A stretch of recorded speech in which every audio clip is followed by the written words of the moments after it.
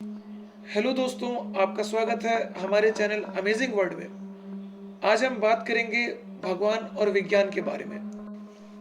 अक्सर साइंस और भगवान को लेकर दुनिया भर में चर्चा होती रहती है।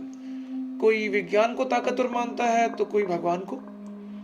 इस दुनिया में दो विचारधारा के लोग रहते हैं जो अलग अलग मानसिकता के होने के कारण साइंस और भगवान में भेद पैदा करते हैं। ऐसी विचारधारा हर समय दुनिया में मौजूद रहती है। आप इस तरह के लोगों को कुछ कर ही नहीं सकते हैं। आप उन्हें कितना भी समझा लें, लेकिन वो नहीं मानते हैं। उनके अनुसार उनकी मानसिकता ही विजय है। बार बार इस अड़ाहट के सवाल उठते रहते हैं कि क्या वाकई में ब्रह्मांड में ईश्वर का स्वरूप मौजूद है? क्या वाकई में कोई ऐसी ताकत है जो इंसानी जीवन के हर क्षेत्र में दखल रखती है, जिसे आम भाषा में ईश्वर कहा जाता है? क्या सच में कोई वजूद है?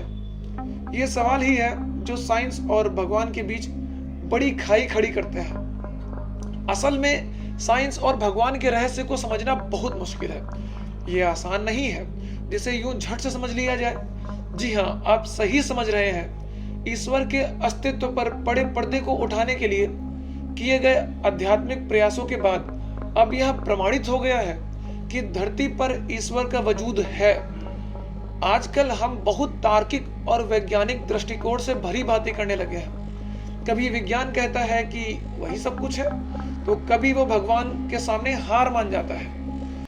हाल ही में स्टीफन हॉकिंस का निधन हुआ। वे बहुत बड़े वैज्ञानिक माने जाते थे। वास्तव में वो बड़े वैज्ञानिक हैं भी। उन्होंने भी भगवान को मानने से इनकार कर दिया था। उनके अनुसार जो भी चीजें हैं वो सिर्फ विज्ञान की ही बदौलत है। यकीन कीजिए, ईश्वर से जुड़े इस सवालों को वैज्ञानिकों ने अपनी वैज्ञानिक तकनीकी की सहायता से सुलझाया है। वैसे कभी कभी आपको हैरानी नहीं होती है कि एक ओर हम समस्त ब्रह्मांड की रचना का श्रेय ईश्वर को देते हैं और वहीं दूसरी ओर उसके वजूद पर भी शक करते हैं कि वो वास्तव में है भी या नहीं है। हालांकि ऐसे कई नमूने हमें समय समय पर मिले हैं जब हम ये मानने को तैयार हुए कि ये दोनों के बीच अजीब सा रहस्य है। वास्तव में एक घटना की बात की जाए तो ये घटना तकरीबन 2008 की है। हार्वर्ड के एक तंत्रिका वैज्ञानिक अर्थात neuro scientist Eben Alexander third को ब्रेन डेड की वजह से करीब एक सप्ताह तक कोमा में रहना पड़ा था।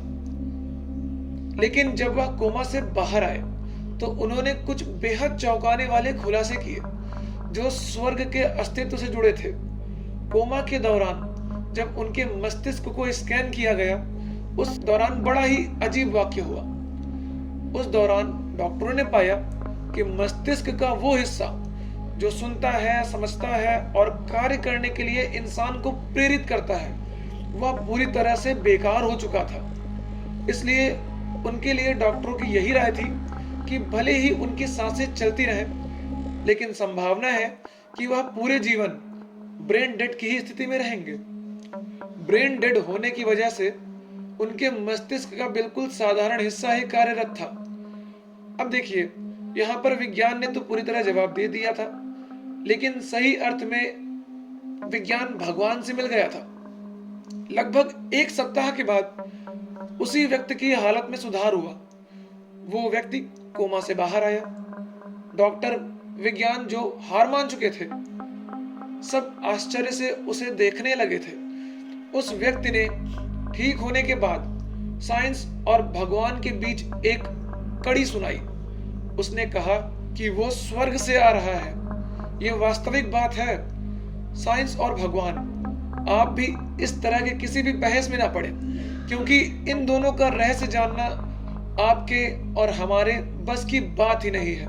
यकीन कीजिए, दुनिया इसी पर कायम है और यह बस एकमात्र रहस्य बनकर ही हमेशा तक चलता रहेगा और इस पर बहस करना सिर्फ अपना वक्त जाया करना ही हुआ जा करके।